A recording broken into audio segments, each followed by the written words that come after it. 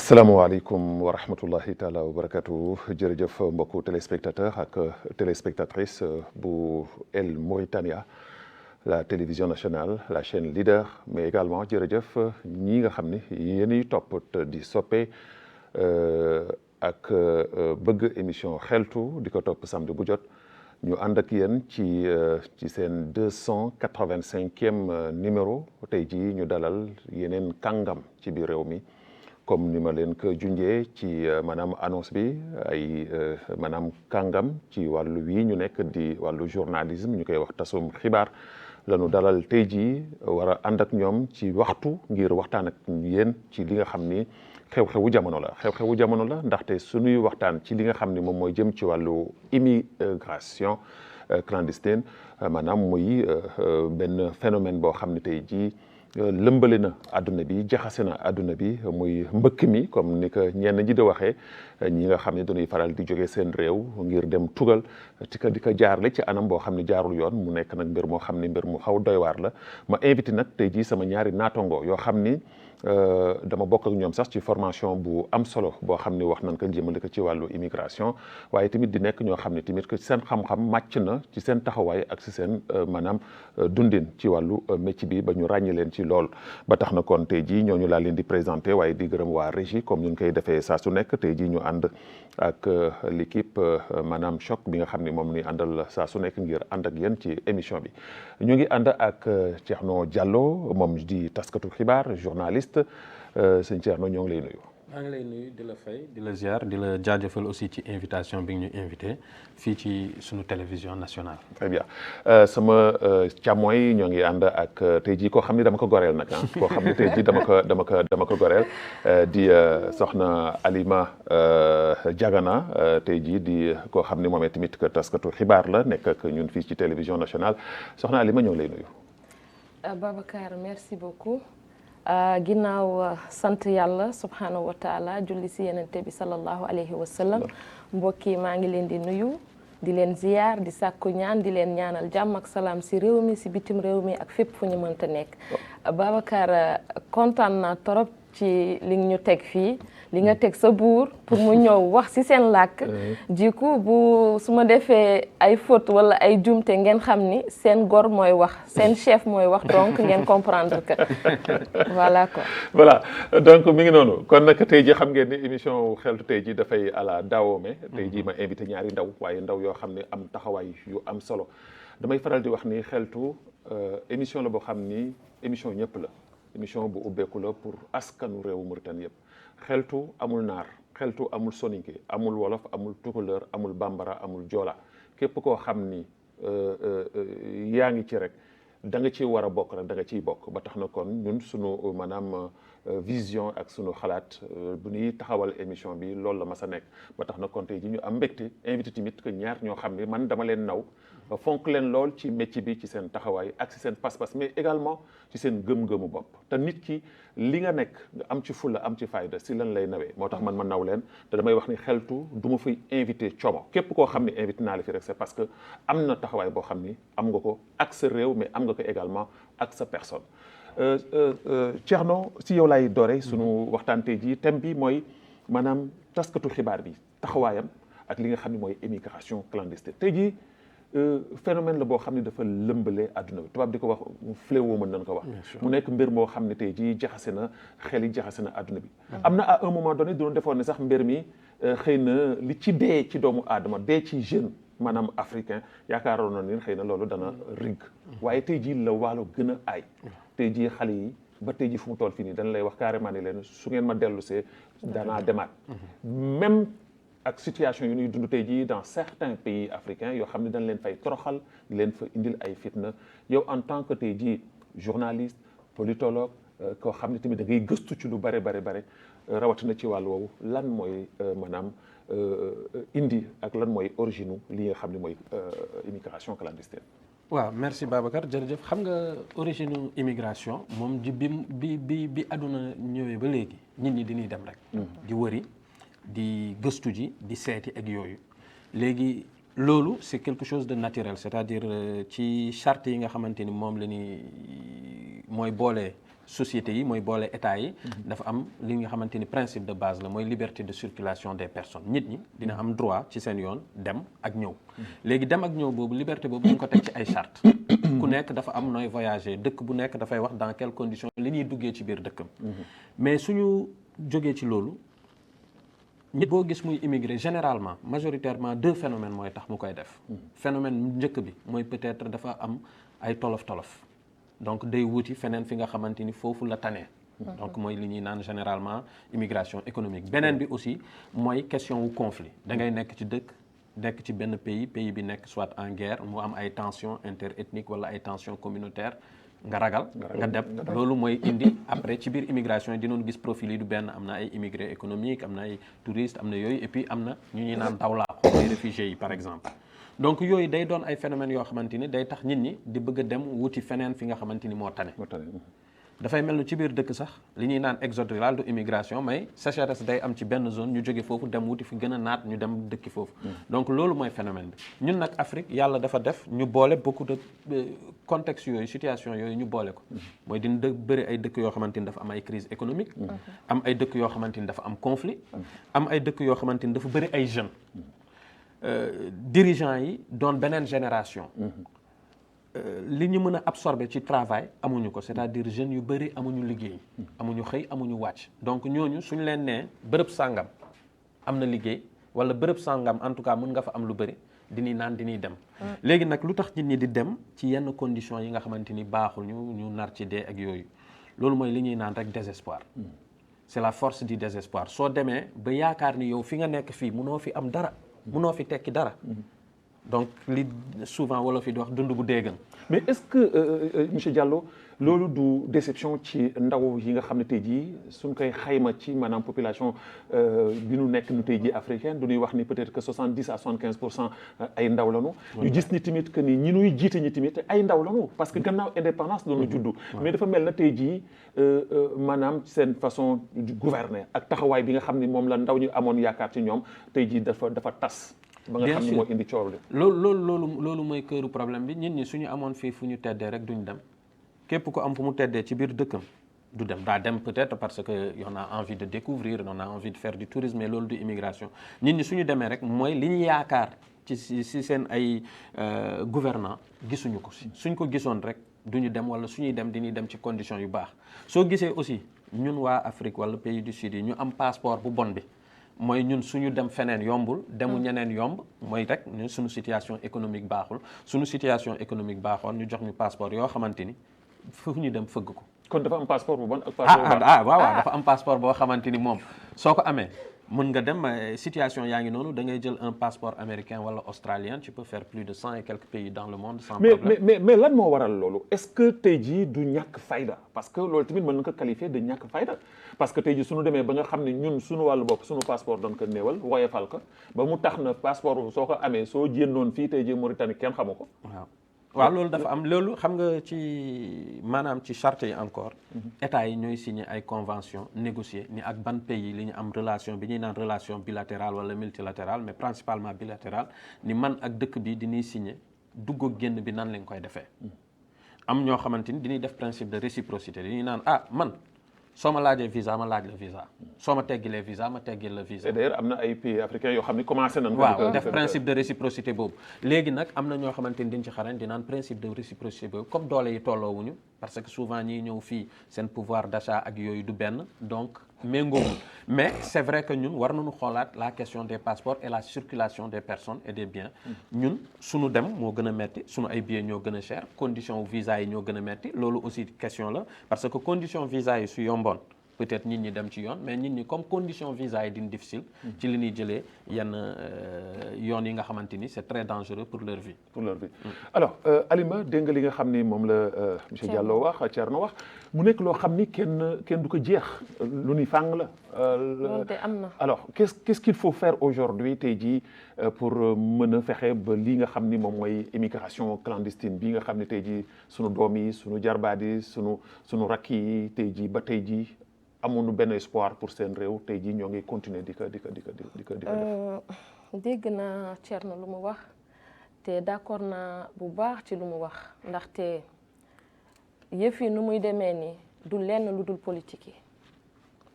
yi rek moo tax immigration clandestine gën a am doole. dëgg la immigration fait social la depuis adduna bi bu mu nekkee nit yi dañuy tukki nit yi dañuy jóge fi dem fee ndax yàlla dafa def suuf si benn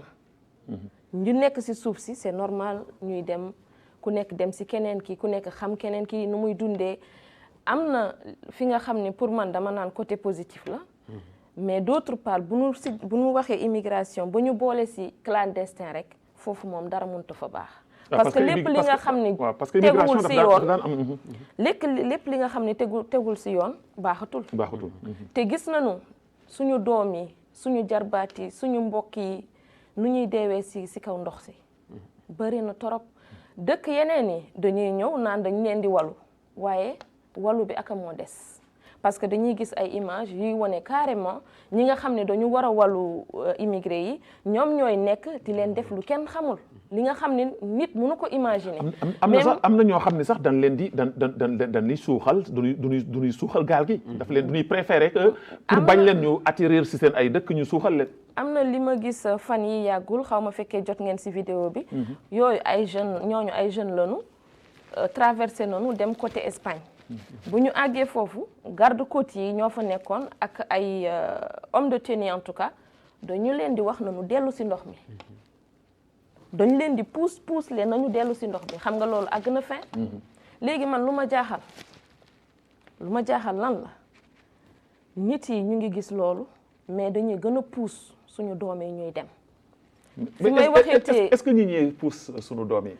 wala xale yi ñoo amatul espoir comme ni ma ko waxee waaw xale yi ñàkk espoir moom nee na fàng ñàkk espoir mi ngi nii leer na nañ mais li ma wax li tamit am na fait social la am na ay communauté par exemple da ngay gis ni kii Thierno tey mi ngi liggéey mu ngi am mais comme doomu bàyyi Thierno yi dem nañu yaayu Thierno du bàyyi Thierno mu toog même bu fekkee ay millions lay andi maanaam kujje rivalité voilà loolu léegi nekkatul fait politique loolu suñu communauté yi la loolu social la problème bi dafa majeur dafa complexe pour man solution bi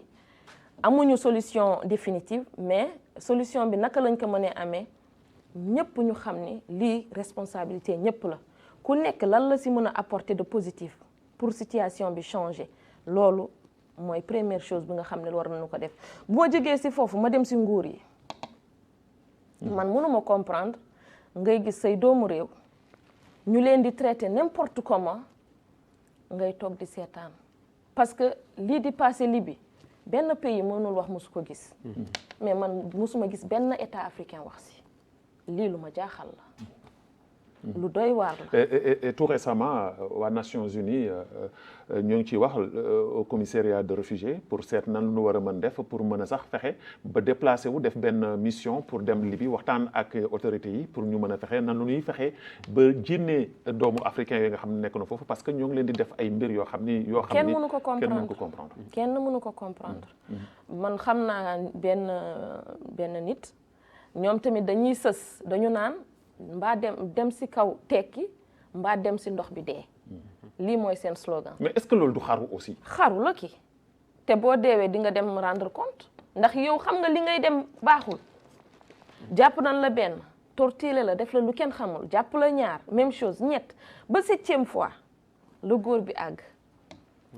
mais lii yëpp sama waxtaan ak moom dafa naan mënuma dellu sama dëkk mënul nekk lu tax. parce que sama magu papa dafa ma jox montant bu bëri pour ma dugg Europe damay liggéey delloo ko aw ma benn droit di dellu mu fekk montant bi fayu ma ko ndax gàcce la waaye dem nga jàpp nañ la ñaari weer ngay nekk fi nga xam ne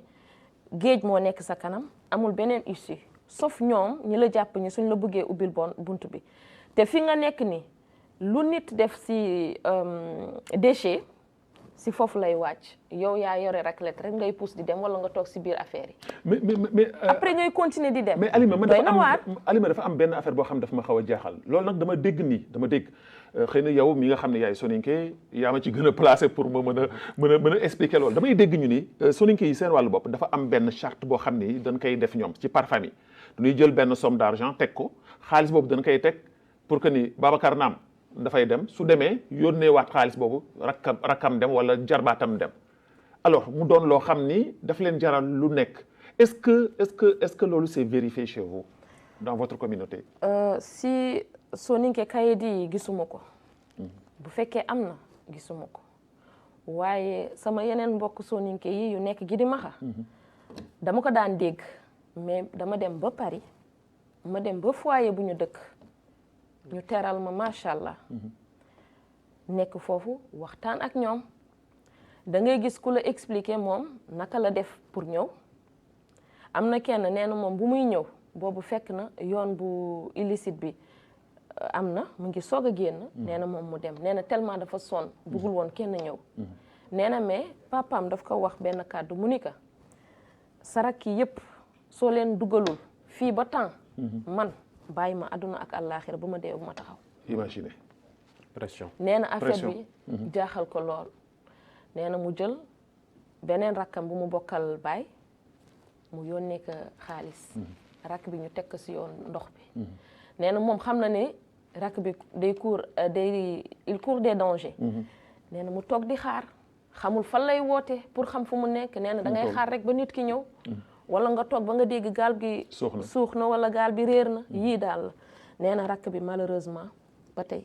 amuñu benn nouvelle si moom te loolu lu muy wax ni nee na 2013 la nee na mujj bi ba ñu saraxel ko nii kenn xamul fu mu nekk ew après pour moom dootul chercher di amee ne keneen beneen rakk nee na mais discours papa ji changé wul par contre yeneen mbokk yi lan lañ koy wax nee nañu dafa def exprès dox yoon bi nga xam ni dafay rey rakkam moo tax mu teg ko si yoon boobu te moom yoon boobu la jël. mais est-ce que loolu war na tey ji di toog di déglu waxu papaam ci loolu. dafa fekk na papa moo jur parce que même l'islam am na loo xam ni dan la koy wax carrément yoon bi mooy yoonu diine ak l'islam amoo droit benn yoon tey jii di dund sa biir di dundal sa njaboot ci wala di defal sa njaboot ci yenn yoo xam ni. li nga xam ni du noonu voilà mais malheureusement am na yar gi nuñ koy defee. dafay dem ba doom ji day foog ni moom bu waajur waxee mu teg ci benn kàddu rek day foog ni moom alak lu na. alors Thierno. yow tu as fait l'Europe. dund nga fa lu yàgg. xam nga la fa xew xam nga la fa nekk. en tant que tey jii Mauritanien. nga xam ni dafa dund en France nga gis situation bi nga xam ni moom la jeune africain yi di ñëwee defoon ni en Europe en France tout est rose. tey jii la preuve en est que ñu bëri dañuy man personnellement damay saluer sa grandeur sa personnalité ak sa gëm-gëm bi nga am parce que tey jii ta famille en Europe. mënoon nga fa toog des fa. mais da nga préférer ñëw servir ton pays. pourquoi. ak lan mooy motiver xale yi pour ñuy ñëw Europe te yow nga def ko. waaw xam nga parcours yi duñu benn situation yi duñu benn ak perspective yi duñu benn man peut-être ni may gisee Afrique de façon générale ak ni may gisee sama dëkk Mauritanie ñeneen ñi gisee wuñ ko noonu. xam nga léegi mu ngi naan am na ñuy jóge Gidi Maxa wala feneen du foofu rek jël ay millions def ko si nit boo xamante ni ñoo ngi lay yóbbu pour nga dem France. généralement fekk jàngo donc lan nga fay defi sécurité raxas ndab cuisinier dem witti ay raisin dem ci champ wu tomate yi wala pomme yi loolu nga fay def généralement ak liggéey tuuti à la main c'est vrai que y a relativement un salaire beaucoup plus intéressant mais soo gisee koo xamante ni dafa bàyyi ay terres agricoles ci dans le sud de la Mauritanie ni man amuma fi dara gisuma dara amuma benn perspective maa ngi dem Europe dem raxasi ay ndab tu te dis qu'il y a quelque chose loo xamante ni ñun peut-être defuñu ko ba ñu comprendre opportunité yu ñu am fii waxuma la nag yomb na tout est clair de mais ku am 5 millions yàlla may la nga am ay terre yàlla may la nga am dex bi di am de temps en temps taw soo bàyyee 5 millions yooyu ak say hectares dem tugal di raxasi ay ndab am na benn problème boo xamante ni réglé wuñ ko mais est-ce que li leen di pousser ñuy def loolu du doon loo xam ni ñàkk accompagnement yi nga xam ni nguur gi daf leen di ñàkk accompagner parce que loolu nga wax tamit am na dans le sud man je l'ai vu dans nos villages da ngay gis koo xam ni dafay jël alalam def ko ci mbay mi mais mbay moomu mu koy def day bay ba bay biir naat ba bay biir rafet su ko wittee doo am oto bu ko indi à Nouakchott doo am oto bu ko sax jëlee dans le village indi ko biir Rosso. bien sûr alors loolu ça pose problème aussi est-ce que du loolu moo leen di wax ne leen du ñuy jël sunu doole jël sunu lépp def ko ci après loolu da siy joué xam nga nit munoo def agriculture par exemple munoo def di mbirub jënd ak jaay fekk amoo ay infrastructure te infrastructure nag yow loo xarañ du yow yaa koy def yow munoo defar tëli munoo defar piste munoo defar des mécanismes de conservation yoo xamante ni c'est de grande quantité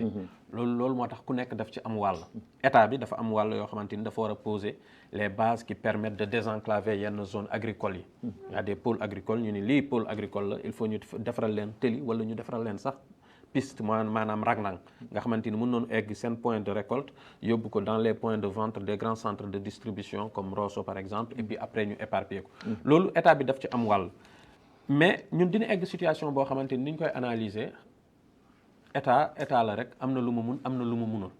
mais am na yu ko war de base su ko defee yeneen yi ñun ñoo ko war a lijjanti ñun suñu ñëwee fii yow xam nga ko ak ñeneen état bi lu bëri mënu ko def parce que amul dooleem donc et puis amul dooleem amul xam-xamam aussi parce que état xamul lépp amul dooleem amul xam-xamam donc loolu moo tax may naan nit ñi ñoom tamit des fois dina am seen part responsabilité ni état amee part responsabilité maintenant pour revenir sur question wu immigration yi ñun lu tax ñuy dellu si am ñeneen ñuy dem mais dem la ni situation yi du benn man de ci sama xam-xam ak en tout cas ni mu koy analyser yàgg nekk ak ay immigré dëkk fa lu yàgg di gis ñu am yenn xam-xam yi c'est-à-dire nga jàng tey Europe bëriwul loo fa mën a def parce que man droit laa jàng droit li ma jàng droit loolu la yeneen tubaab jàng ñoo xamante ni foofu liñ dëkk ñoom ñoo ngi ko jàng depuis ñu ngi nekk xale man bi ma demee université laa ko fa jàng lu ma ci yàlla may am na lu leen ci yàlla may ba pare ñu dëkk fa voilà donc ñu am priorité si lu bëri dafa am nag ay domaine technique scientifique yoo xamante ni dafa xarañ ma gisee ay xaritu mauritanien di ci liggéey kooku wóor na ma desam France moo ëpp sens pour moom que ñibbisiwam fii sauf si il a d'autres projets koo xamante ni nag amoo benn situation amoo benn liggéey amoo métier aussi munoo def Europe même raxas ndab bi sax il faut nga mën a lire d'accord mais su fekkee da nga jàng comme ni nga ko waxee léegi jàng droit am xam-xam boobu même su fekkee ne université nga jàng yàlla may la ci ubbi la ci nga jàng ba am sa ay lijaas yu kawe nga dellu sa biir réew parce que man dama ko gis bu dul benn du ñaar ñoo xam ne du ñuy jàng ba am seen lijaasa ñëw ci biir réew mi ñu war leen utiliser joxuñu leen gëdd salaire ban leen di fay kay dem foofu ngay wax ni ma ngay raxas bool waaw moom moo leen di koy moo leen koy ëppalee loolu daf leen di motiver ñu delluwaat bien sûr loolu alors que réewu Afrique yi war nañu jariñu seen ay doom on a un problème de gestion des ressources humaines xam nga tey fii képp borom ki fi am Koungheul koo fi gis muy ministre muy chef de service administration muy directeur établissement public soo waxtaanee ak moom léegi-léegi mun la ñun dina am problème ressources humaines ni la non compétences yi baaxuñoo ak yooyu soo toogee ni leen mais man maa ngi gis sama biir ay xarit yoo xamante ni dina am ay compétences dëgg-dëgg donc on a une incapacité à associer ñi am compétences yi ak li état bi soxla wala yooyu mais ñu egg nag benn période boo xamante ni saturation la boo xamante ni état dafa recruter lu bëri la réalité recruter lu bëri peut-être ñi ñu recruter woon xarañuñu ci yenn liggéey yi ñu egg benn stade boo xamante ni amatuñu sax budget pour recruter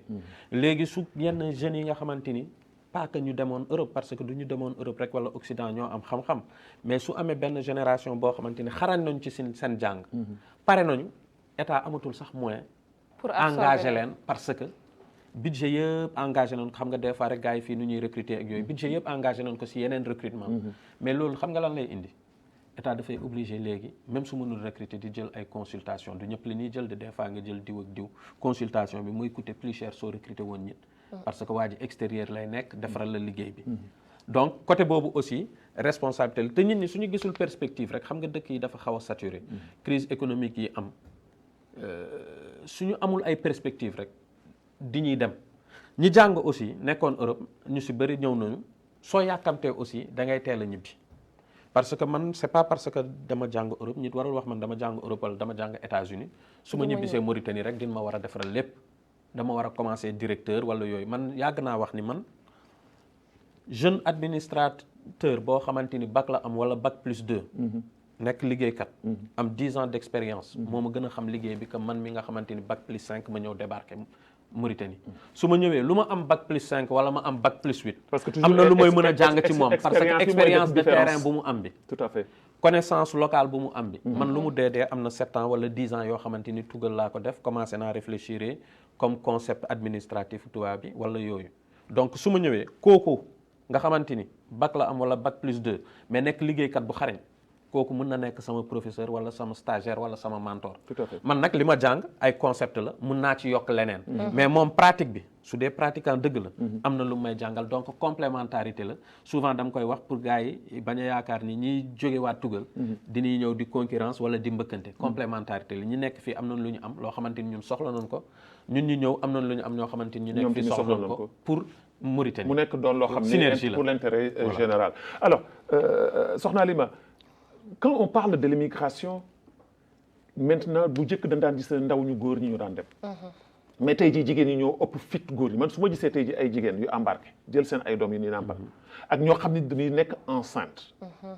grossesse di dem ci biir mbëkk mi man damay dem ba damay wax ni est-ce que mbir mi amul leneen lu ci laxasu nan nga koy dundee en tant que jigéen Babacar li ma wax la rek moom dëgg la pauvreté bi mi ngi si wut meilleur vivre bi mooy principal problème bi tax nit yi di jéem a dem pour changer seen situation waaye tamit leneen am na fait social bi je pense que mooy peser plus si yenn communauté yi que affaire de pauvreté ou autre ba jigéen jigéen yi nag moom dañu fudd instant bi jigéen yi nangatuñu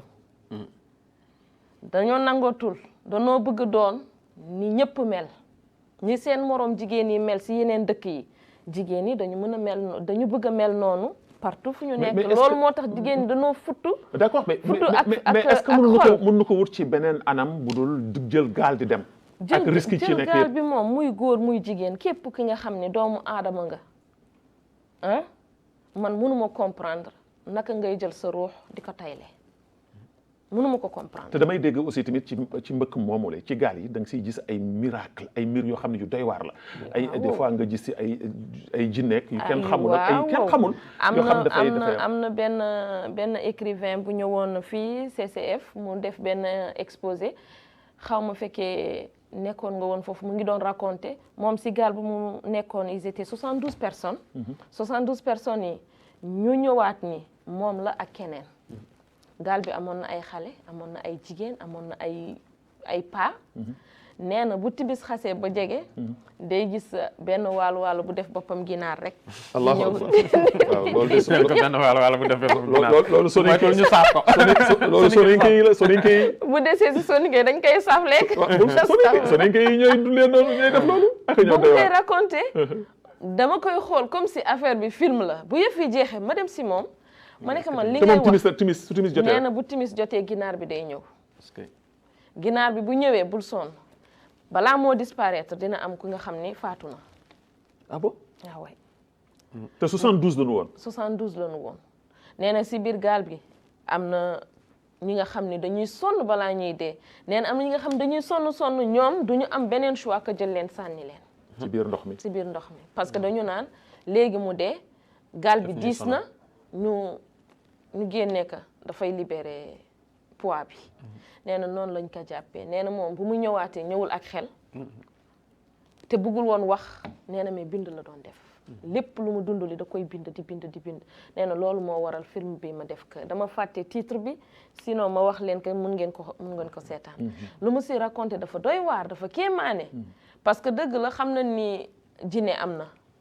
mais bu demee fekkee dem nga ba da ngay gis ginaar fi nga xam ne ginaar nekku fa si kaw ndox fan la ginaar di jóge tout à fait day perturbé voilà alors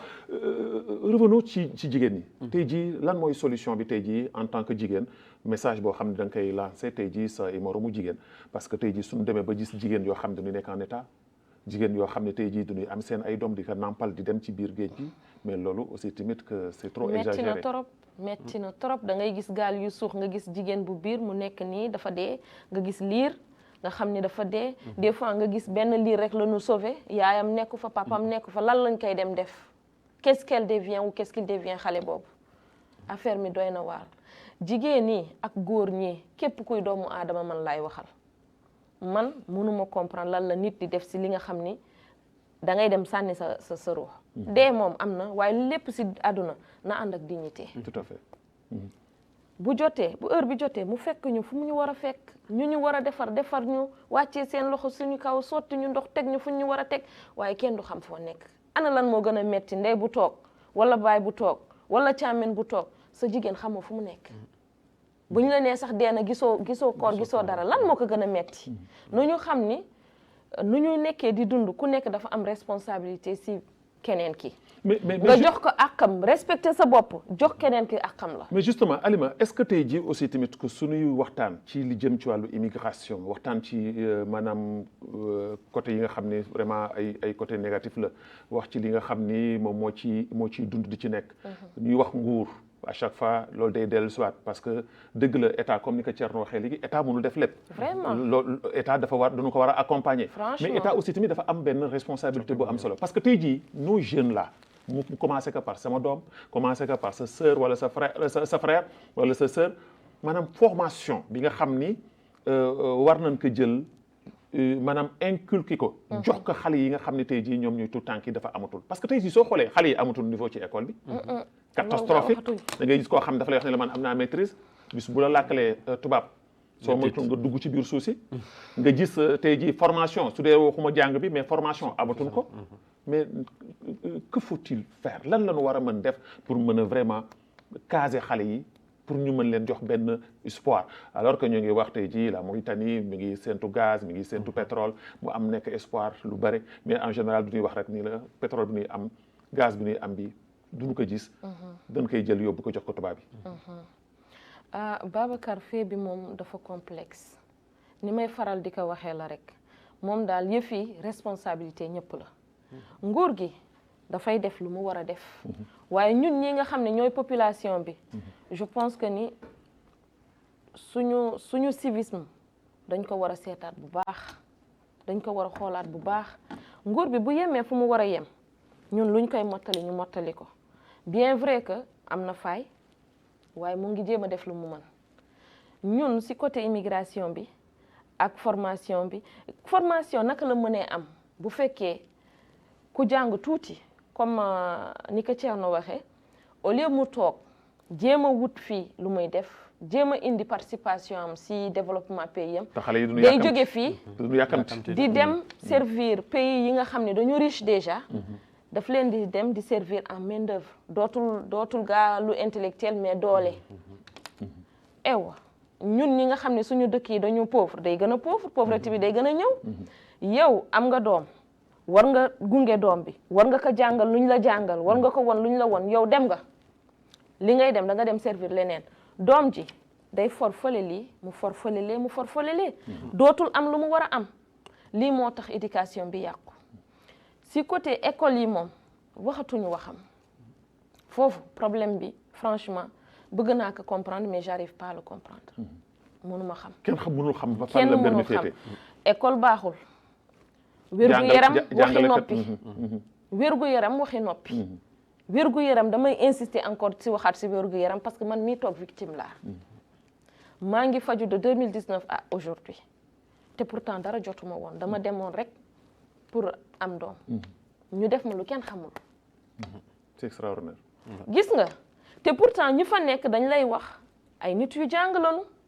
boo jàngee li nga jàngale nga ñëw di ko def naka sudul noonu. mais est-ce que jàng boobu ñuy jàng tey jii duñu koy seet ci yaramu ñi parce que loolu dama la koy dëgg la et puis c'est pas seulement la Mauritanie tey jii foo mënti dem. dafa bëre c'est partout dans le monde Dakar gii tey jii da nga daan gis Mauritaniens yi ku fi daan dara xosi ñun la maa ngi dem Dakar mais Dakar moo gën a pur léegi la fay xew foofu xewul ci benn réew mu nekk loo xam ni vraiment affaire bi doy na waar mais Thierno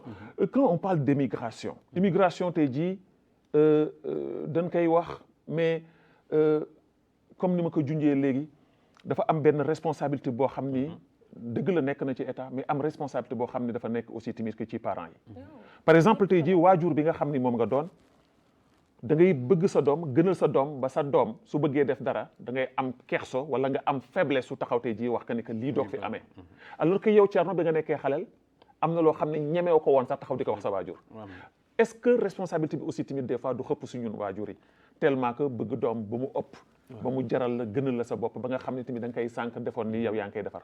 dafa am ñaari phénomène bëgg sa doom ba doo ko wax peut-être dëgg ak bëgg àddina aussi. parce que lu ci bëri yàkkamti bi la. xam nga gars yi soo nee nii rek ñu ni il faut mu tekki dem na ci kaw ga mu ngi tekki. mu nekk benn quelque chose boo xamante ni dans l'inconscient des gens pour nga tekki il faut nga dem kaaw ba. donc à partir de ce moment-là on met tout en branle pour essayer que nit ñi doon dem. parenthèse rek xam nga li ngeen di wax léegi ay jigéen diñuy dem fekk ñoo ngi ëmb wala nekk ak ay xale yu ndaw ay tout tànk yoo xamante ni 4 ans 5 ans 6 ans des fois sax ay quelques mois engagés. xam nga phénomène boobu ça choque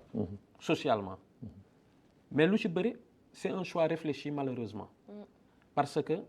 protection bi ñuy waral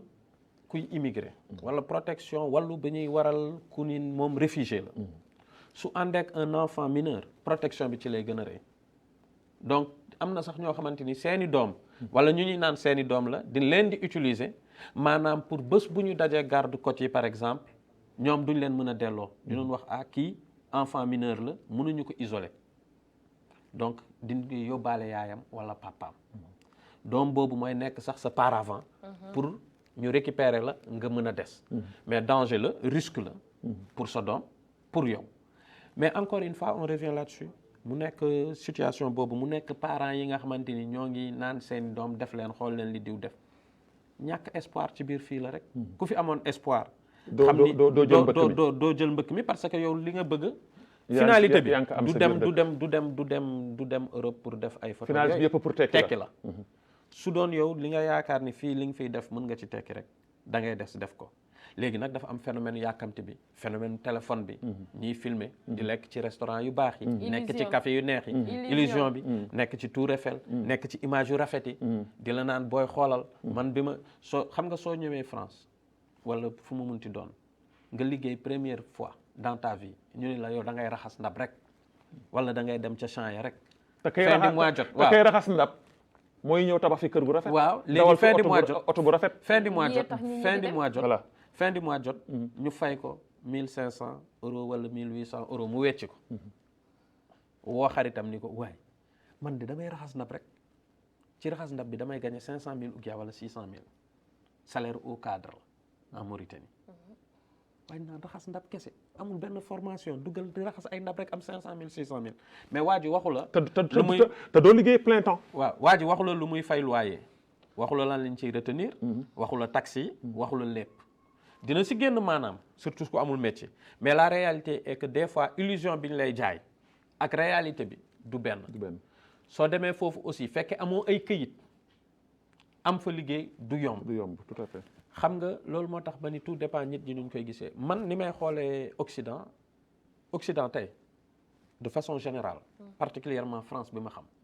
ce ne sont plus des pays d'immigration de réussite parce que jeunes yi fay dem tey nekk ay immigrés du ñu dund dans les mêmes conditions sunu grands-parents yi ni ñu fa daan dundee wala sunu papa yi wala ñi fa nekkoon par exemple dans les années 90 80 ba jëm avant 2000 parce que ñii immigré tey diñu socialiser bi ci biir vie France diñuy am seen kër normal avant ñit ñi foyer li ñu daan dëkk benn 9 mètres carrés la ngeen nekk juróom-ñaar su loyer du mot sax 20 euros foyer ba ngeen di lekkee seen lekk du mot 3 euros maanaam du mot 1000 ouguiya par rapport ak li lay fay donc da ngay rentabiliser léegi da ngay la plupart diñuy jël kër soo jëlee kër sa kër da nga koy fay ni ko tubaab bi di fayee soo fa amee ay doom say doom diñuy dem école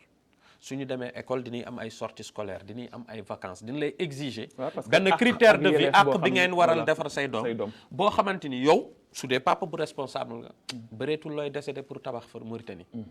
sa vie yëpp foofu nga koy def donc ça veut dire que loolu moom mooy càngaloo ñu bëri tey jii war a ñibbi seen réew du dootu bien sûr parce que amuñu xaalis boo xamante ni mun na leen permettre dund seen dund famille Europe dimbali seen njaboot fii seen papa wala seen yaay seeni sœur ba pare bëgg fee tabax wala bëgg fee def dara loo xamante ni da leen di indil xaalis mënul nekk soo gisee ñi koy def de exceptionnellement am na ñu yàlla may ñuy liggéey boo xamante ni da leen di dugalal xaalis bu bëri am ñu yàlla may ñu nekk ci business bi waaw su dul loolu it des fois ñoo ngi ci lu leerul mais Thierno yow mi miin foofu parce que damay dégg souvent aussi ñuy wax ni ñi nga xam ne ñoo fay génn àdduna des fois ñu leen di denc foofu bàmmeel yi dañ leen di fay waaw chaque année. da ngay fay.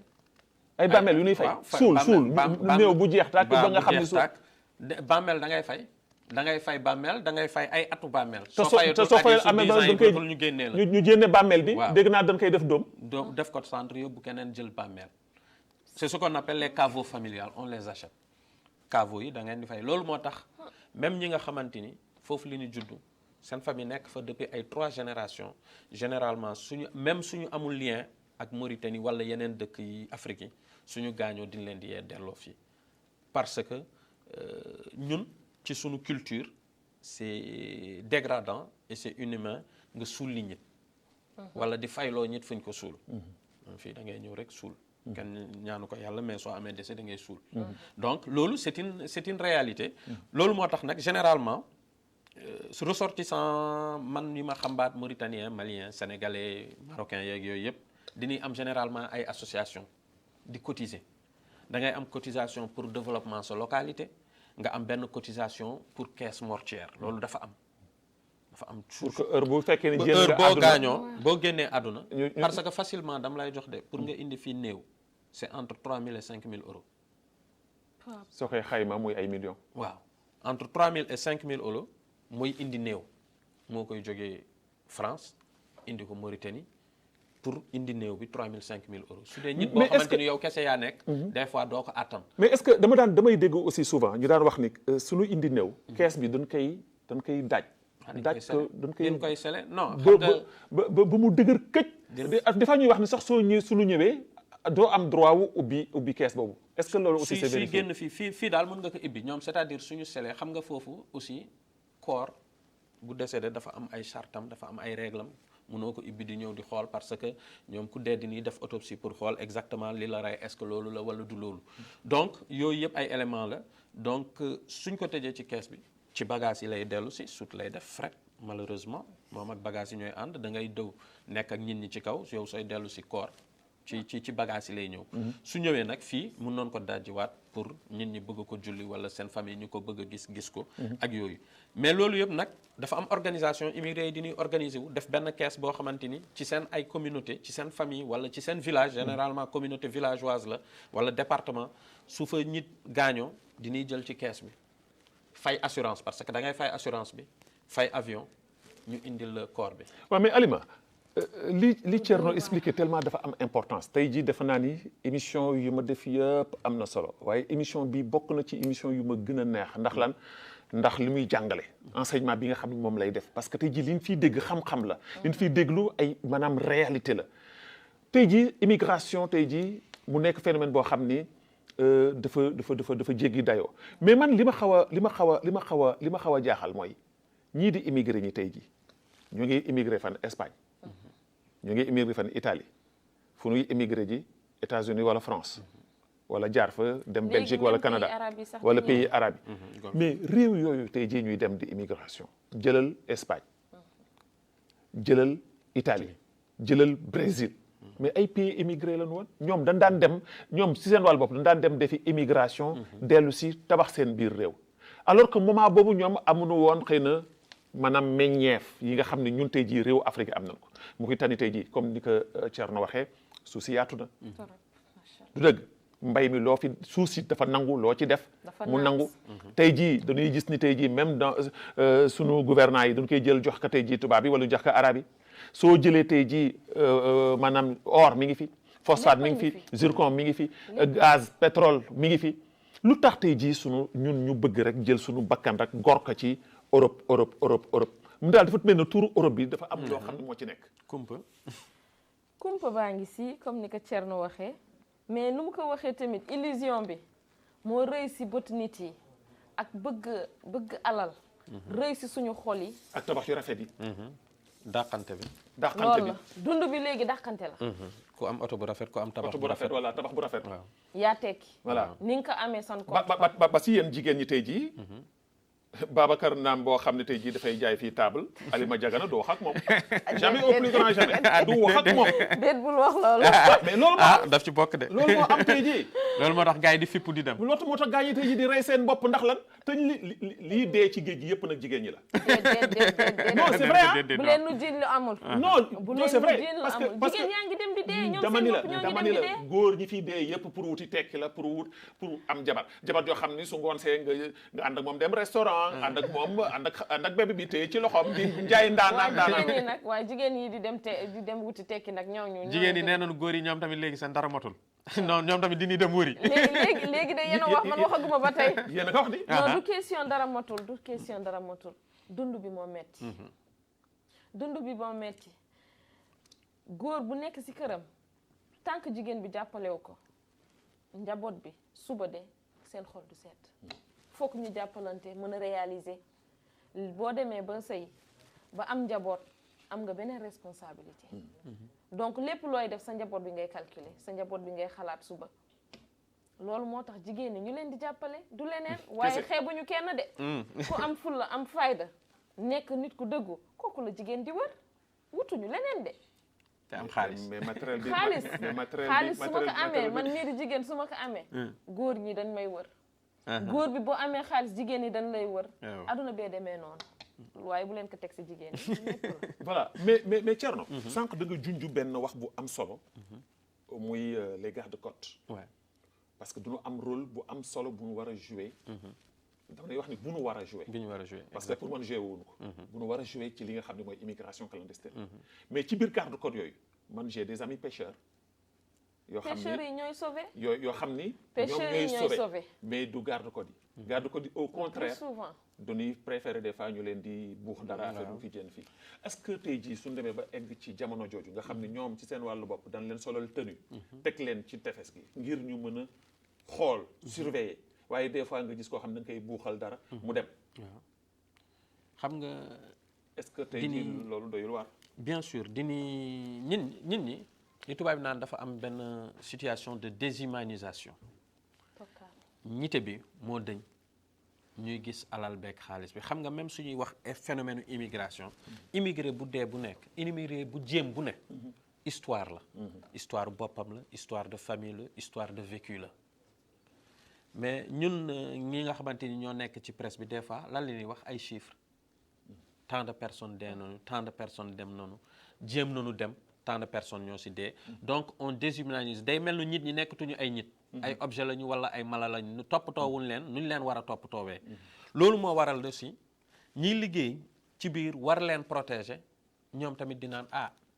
ñii de mun naa ci profiter yow kay balaa garde-côtes yi xam nga dafa am deux phénomènes c'est-à-dire dafa am phénomène garde-côtes yi mu am dans le désert coupeur de route yi mu am wax ngeen ko Libye la gën a fësee phénomène de torture bi te xam nga léegi phénomène de torture bu ànd ak raquette dafa dédoubler en Libye et pas seulement ñi lay naan ñoom ñooy passeurs yi ñoo la war a jàllale ñoo lay def ci ay kër ñoo lay jaay ñoom ñoo lay jaay ñeneen ñoom ñooy rocci nit torturer ko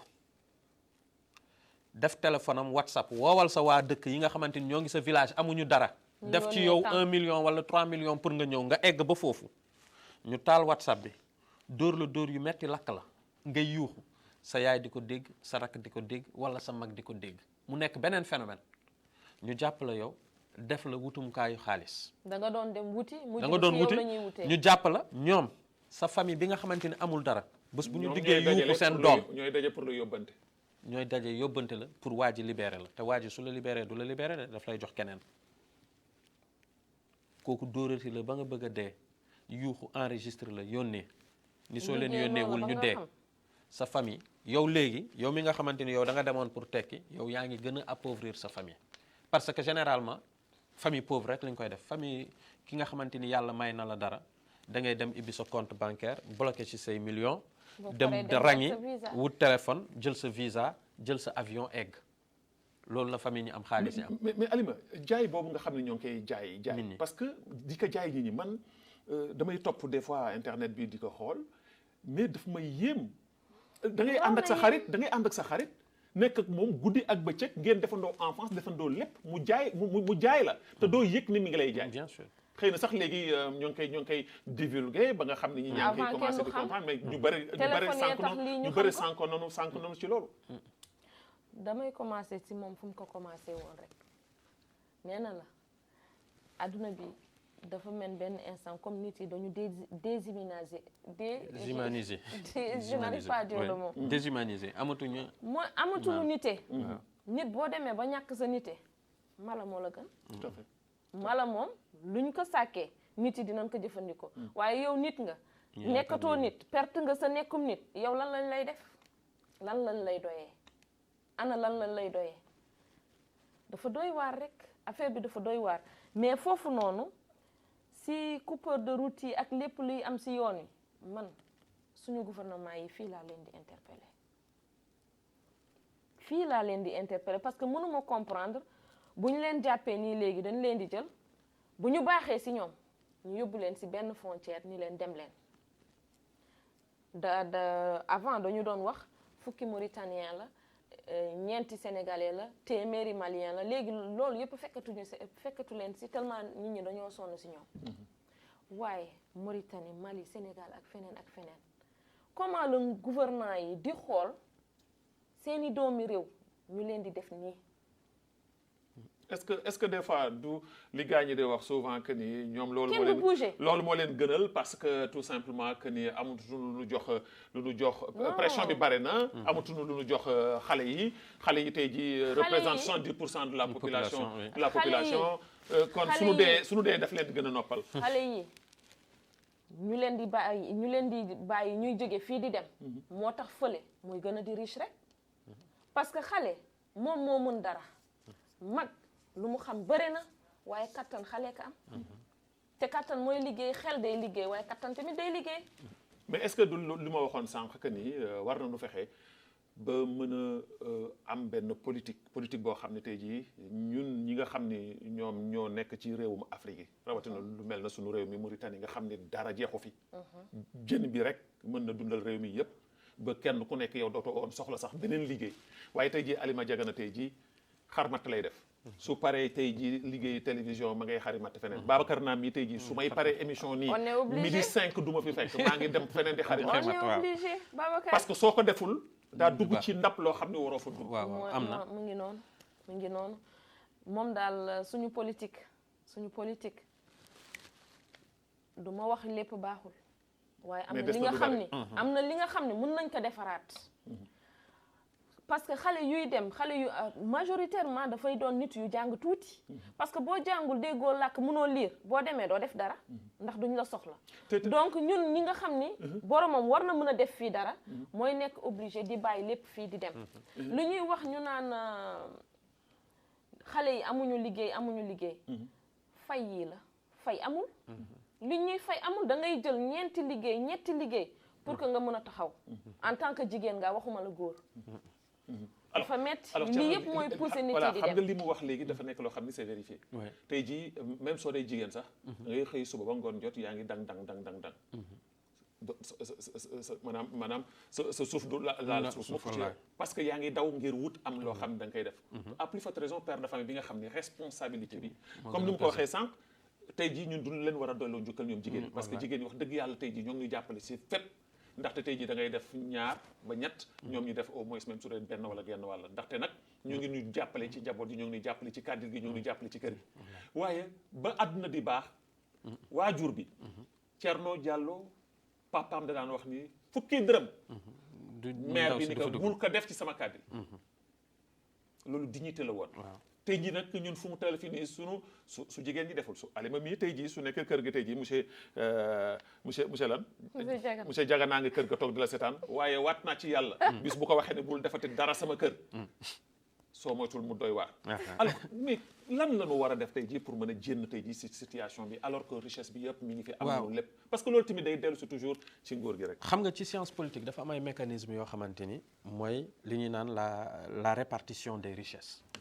répartition égalitaire des richesses et puis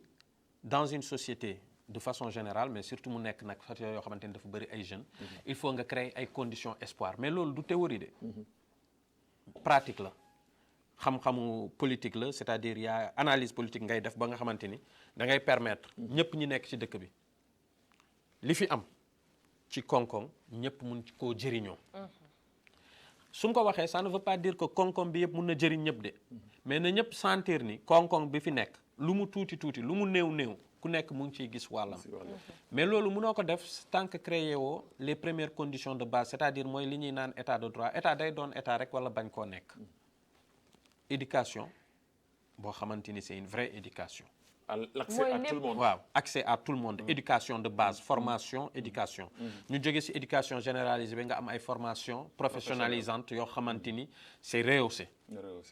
nit ñi am accès à la santé. la santé surtout. ba pare nit ñi gis ni les perspectives économiques sont bonnes xam nga nit lan lay dundee espoir. dem Europe bi c'est pas forcément da ngay gagner de da nga yaakaar ni am na loo fay am. mun nga ko yaakaar ba xëy dee. mais tant que bés bu nekk yaa ngi yeewu ni mën na nekk rek. da ngay bëgg a dem. da ngay continuer di dem wala yaa ngi foofu di nekk. problème bi mooy xaddi su nit xaddee ci fu mu dëkk ni fii y a rien à faire y a absolument rien à faire nga ni ko non y a quelque chose à faire essaye mu ni la hé dëkk bi y a rien à faire loolu su ko nit defee ci boppam c'est très difficile nga dindi ko. loolu moo tax dans nos écoles dans nos formations on doit nous apprendre à être fiers de notre pays mais notre pays doit nous apprendre aussi que fierté boobu ñuy placer ci pays bi nekk réel parce que dinañu koy delloo. créer les conditions que nit ñi mën a am liggéey nit ñi mën a am espoir nit ñi mën a am yaakaar yaakaar boobu nag suñ ko dindee ci nit ñi mooy tax nit ñi di dem wëri feneen. xam nga ñun léegi ñoo ngi doon wax phénomène immigration yaa ngi doon wax léegi ci Mauritaniens yi. Mauritaniens yu bëri tey seen immigration mu ngi ci Afrique bi Afrique de l'Ouest bii. ay Mauritaniens yu bëri ñoo ngi foofu toog 60 et quelques % Mauritaniens yi nekk ci àll bi. ñoo ngi ci Afrique de l'Ouest di jaay ay boutique di def commerce di def seeni business mais lu tax ñuy jóge Mauritanie di dem Mali wala di dem Gambie wala di dem ba Côte d'Ivoire wala Angola parce que dina yaakaar ni liñ fay am mënuñu ko am fii bés bu ñuy liggéeyee foofu ba yaakaar ni mun nañ ko am fii dinañ dellu si donc nit ñi loolu rek moo leen di yóbbu mooy donc nag état bi su liggéeyatee ci maanaam répartition richesse bi nit ñi sentir ni am na principe d'égalité te lépp lu ñu def suñ ci defee dara rek dinoon ci gis dara nit ñi dinañ des fii incha allah. alors Alima émission bi presque mi ngi jeex li ñu dese si waxtu barewul tey jii su fekkoon ni dafa am lu mu la waroon laaj mu tenir mu vraiment mu tenir la à cœur ma waroon la ko laaj te laajuma ko lan lay doon tey jii nga war ko tontu. li nga ma war a laaj te laajoo ma ko wala li ma war a wax. te waxuma ko. voilà. kon ma wax ko. gis nga si biir Gidimaxa man góorgóor laa bokk mais xaw ma góorgóor bu baax. mais xam naa Gidimaxa gis naa ay jigéen yuy liggéey te li ñuy liggéey macha allah day baax dañuy am ay jardin dañu am ay tool di bay nii góor ñi. dañuy am mais pour man